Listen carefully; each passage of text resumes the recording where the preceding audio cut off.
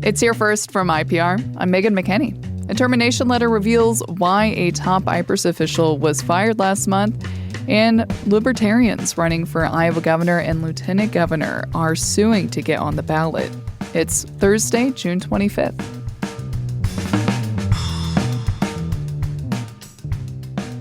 A termination letter reveals a former top official of Iowa's public pension fund was fired after he allegedly violated several portions of an employee handbook, including the state's sexual harassment policy. The May 7th termination letter sent to former Chief Benefits Officer Stephen Herbert was obtained by the Des Moines Register through open records. The letter says an internal investigation found he violated several policies, and the letter cites sections of the IPERS employee handbook concerning employee ethics and personnel behavior, as well as the pension system ethics policy. Herbert, who signed the termination letter, told the Register he does not know what specific allegations have been made against him. He denies he harassed or discriminated against employees. Another official, the former IPERS CEO Gregory Samaraski, was put on administrative leave in March for a misconduct investigation, the results of which have not been made public. He officially resigned a week before Herbert was fired.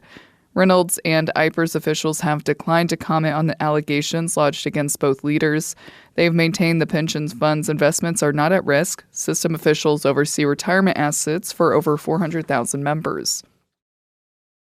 Businesses are closed and residents are displaced after a block was evacuated in downtown Muscatine last Friday due to structural issues.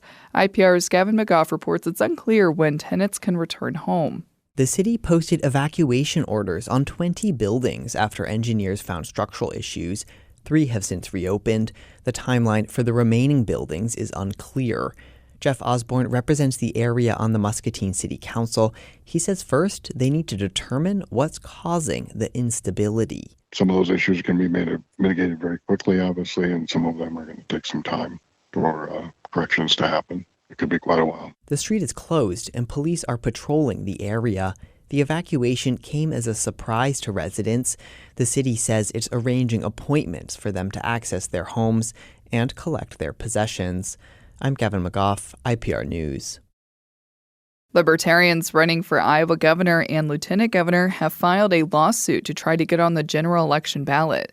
The state objection panel ruled last week governor candidate Nicholas Gluba and his running mate Jules Cutler didn't submit sufficient paperwork to qualify for the ballot. The panel determined Cutler failed to file the required affidavit of candidacy. In the lawsuit, Cutler claims a Secretary of State's office employee told her she didn't need to submit that affidavit. The employee told the panel Cutler didn't ask about an affidavit. Gluba and Cutler are asking the Polk County District Court to reverse the panel's decision and order the Secretary of State to put them on the ballot. They argue state law doesn't allow the panel to reject a candidate based on issues with their affidavit. Waterloo's Grant Museum District is preparing to demolish its former science center this summer. The district closed the so-called Blue Dorn Imaginarium last October. The building used to be a bank.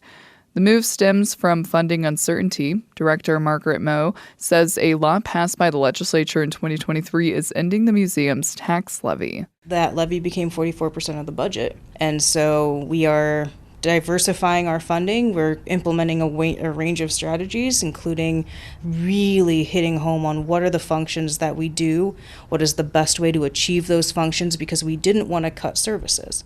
The museum district has also cut staff positions. It plans to reopen a science exhibit in its main building this fall.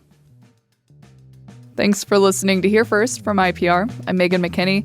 I'm going to be out tomorrow and Monday, but I'll be back on Tuesday. Have a great weekend.